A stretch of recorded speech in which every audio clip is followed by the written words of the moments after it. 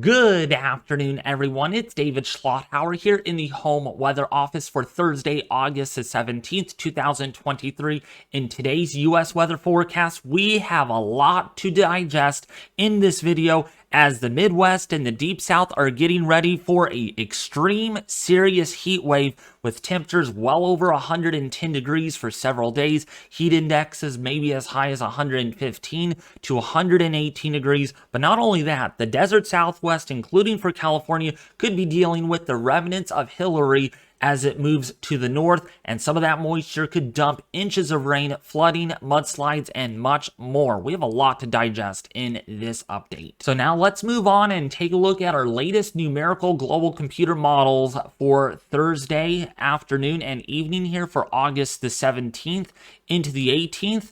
And this is a look at the GFS model, the Global Forecasting System. It's not a high-resolution meshed model, so this is not going to give us exact details on how significant the severe weather will be today for the upper Midwest into the Great Lakes and the Northeast, but it gives us a pretty good rundown of what you might be seeing this afternoon. And what we're seeing is some showers and thunderstorms over Indiana, the Ohio Valley for this afternoon. So if you're doing anything outdoors, if you're traveling, just be aware you might get some strong gusty winds. There's only a marginal risk for some strong winds and maybe some hail today, but you never know. I mean, we can get some quarter-size hail that could maybe get some dents in your windshield. It might get some dents in your car as well. So just kind of keep that in mind if you're doing anything outdoors today, like storm chasing. I know, Ethan B., you're probably out there doing your job at kind of looking at the severe weather today. That's probably going to be all you're going to see for a while. We got some dry weather that's going to be building in behind this surface trough as it moves off to the northeast. We have that ridge over the northern plains, the Midwest, and the Deep South. And that means what? We got subsidence to deal with, a temperature inversion that doesn't allow these storms to really get going. So let's go forward here all the way into tomorrow. You can see the dry weather really building in here for the Midwest, for the Deep South.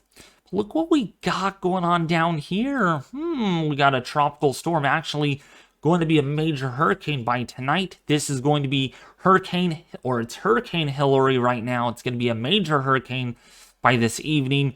And yeah, this is going to be moving itself way up into Southern California, the desert Southwest, and this is going to bring in a lot of rainfall.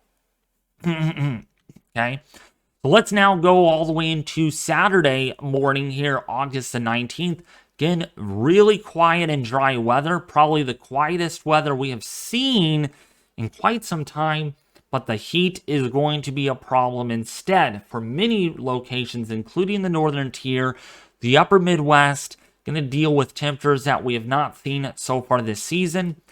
Let's go all the way into Sunday morning. Look at the moisture right over here. Look at that, all the way into California. Go even further. Let's go into Monday morning. That's a tropical storm making landfall in Los Angeles, San Diego. And yeah, this thing is even stronger than what models are projecting. The GFS doesn't do so well on intensity. This could be a lot stronger than what the GFS sees, and there could be even more rain than what the GFS sees. So lots of action here. Heavy rainfall, flooding, debris flows. I mean, this could be a life-threatening situation for Central and Southern California, especially Southern California. It could be a really, really, really big deal.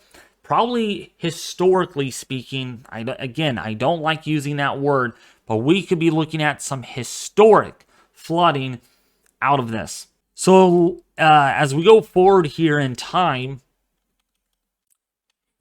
you can see just dry weather. Once that system moves out, the U.S. is going to see some fairly quiet weather other than the monsoon down here in the desert Southwest that should pick back up again after kind of being dormant the last few days.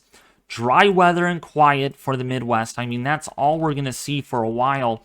I don't see anything too significant on the radar after we get past the next couple of days or so, or the next day or two, as that system moves off into the northeast.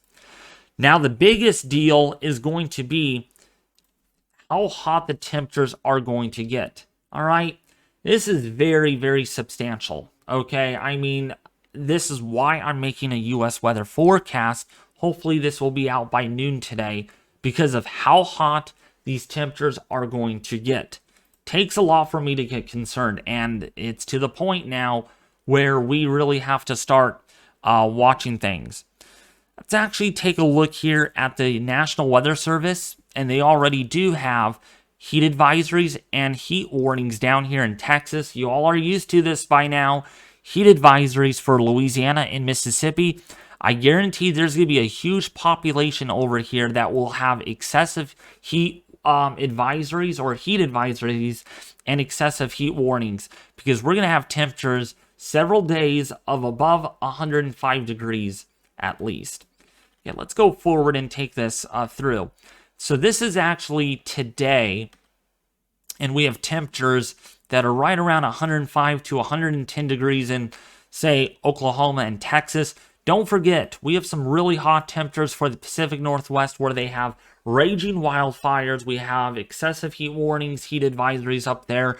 We also got some hot temperatures for California today because of that monsoon ridge, that flow kind of going all the way around that ridge. It's going to bring in some warmer air, but today should be the last of whatever heat we have here in California for a while at least, because we're going to see weather pattern changes coming. But that heat is going to be building across the Midwest and the northern plains tomorrow. Let me zoom that back in. Right up here, got some really hot temperatures, and also for down here for the deep south, temperatures right around 105 to 110. Then look at this. Really gets concerning for Saturday. Now, you might know, or some of you may know, that the GFS does overdo things with temperatures, and it is pretty much true at this point. So I would shave off probably about 5 or so degrees with these daytime highs here in the northern plains. But yeah, between about 110, maybe 113 degrees for Oklahoma, for Kansas, for Nebraska, cannot be ruled out. Again, some cooler weather still hanging around at least through the weekend for Indiana, Ohio. But once that trough moves out, that ridge is going to really be amplifying further east, and it's going to get really warm. Like, look at this. Each and every day, you have temperatures now in the 80s, well, more likely the 90s. Got temperatures right around 100 to 105 degrees. Again, to be specific, though, the GFS really wants temperatures right around 110 to 115 degrees. That would be insanity. That would be life-threatening, potentially. You would really have to take things seriously. When we take a look at our apparent air temperature for this day, probably about 110 plus degree heat indexes, and that's really, really dangerous. Let's go all the way into Monday next week, and again, this heat really builds. Look at this, 100 degree temperatures across Tennessee, Georgia, the Carolinas, into Virginia, as well as Mississippi and Alabama, where again, the hottest weather is going to be over into the high plains and even portions of the Ozarks, where temperatures could be above 105 to 110 degrees. It's for your Tuesday, but it doesn't end there. Look at this. This could last for a while. Temperatures right around 100 plus for a wide population. And I mean, look at, by the middle of next week, potentially 105 to 110 degrees. I mean, this is really bad. This is life-threatening situation with the heat that's going to be building in for much of the latter part of the weekend or early next week. This is Friday, and I mean, look, it just is going to be hot all week next week, possibly even into next weekend to end out August. You could see some very hot temperatures if the GFS comes to pass. Looking at the European model now, again, as we go into tomorrow, we have temperatures again for Texas about 105 to 107. We keep that going all the way into, say, Saturday, where it's about, again, 105 to 108 degrees. And then let's go forward here. The heat still is there. It's not until Monday when that heat really expands northward as that ridge builds in. And look at triple-digit temperatures expected. Now, the Euro is more conservative, I'm sure, so we'll take that in consideration. That's why I'm not going up to 118 degrees with the GFS model. since the Euro's not indicating much, and it looks like maybe some cooler weather by the middle of next week, but it just depends on which model you look at. But this is very concerning nevertheless. We look at our heat indexes, look at our apparent temperatures. I mean, just because it's not going to be as hot as a GFS, you got these apparent temperatures right around 105 to 110 degrees.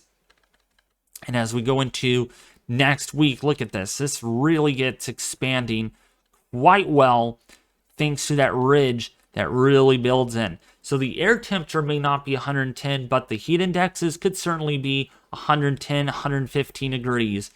And that takes us all the way out there to Monday. Let's go forward even more. I mean, look at the heat index is just terrible. That's all I got to say. It's going to feel like 100 in a wide population. So certainly some heat products will be issued in days to come.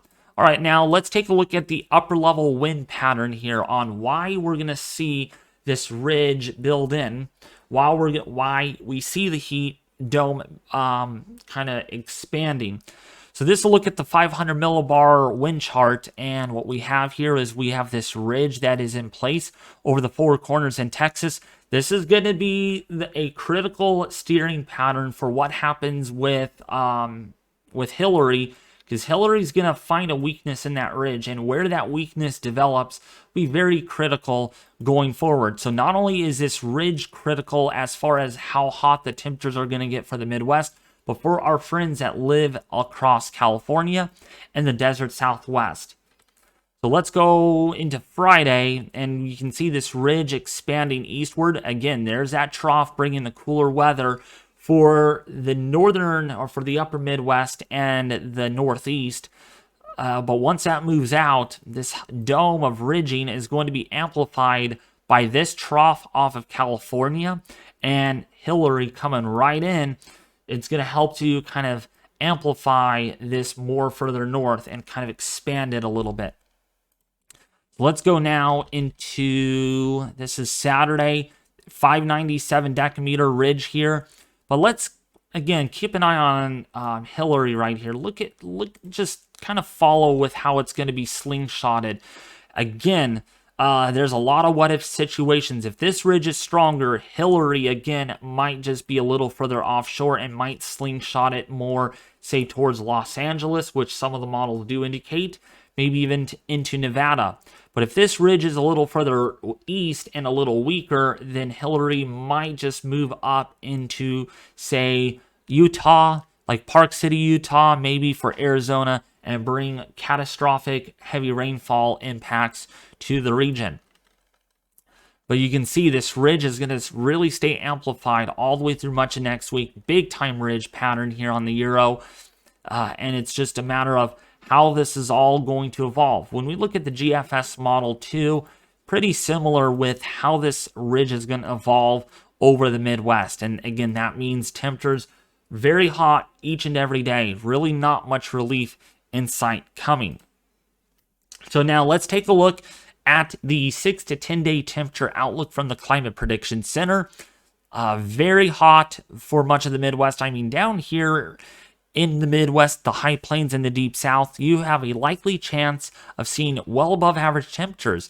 Look at for portions of California and also for, say, southern Nevada, near to below average temperatures, including for the Northeast, that are going to see that. But again, that's the next 10 days. If we go out, oh wait, we only have the 6 to 10 day outlook out. But when we take a look at a risk of hazardous temperatures, actually, you know what? Let me see if I can bring up our, do this, the 8 to 14 day outlook. Yeah, above average temperatures still continuing for the Midwest and the deep south, below average likely for the Northeast, and then maybe some below average chances for temperatures. Not as hot in the West as what we have had in days past, but still kind of warm out there. Precipitation, definitely above average, like I said, for the West. Pretty much extreme at this point. There's a 70 to 80% chance that we could get some rainfall out of this system for early next week. Now, to the hazardous temperatures, again, we're looking at moderate to high risk for excessive heat for the deep south. For this ends through the 30th of August. So ending August on a very hot one for the southeast and for the deep south. This could be problematic for sure, especially for the Gulf of Mexico, where you're not getting much relief. Even so, you get an onshore breeze, it's just going to be humid and it's going to be miserable. So just keep that in mind if you're doing anything outdoors. All right, well, that is going to sum it up for this U.S. weather forecast. I hope you enjoyed it. If you did, please consider sharing, liking, and subscribing. You guys are awesome, and I will have a tropical weather outlook and discussion out this afternoon, mainly to discuss on what we might see for the desert Southwest. I think that's more important now than focusing on the entire Atlantic, because yeah, we could be looking at catastrophic impacts for Baja California, southernmost California, with some copious amounts of rainfall.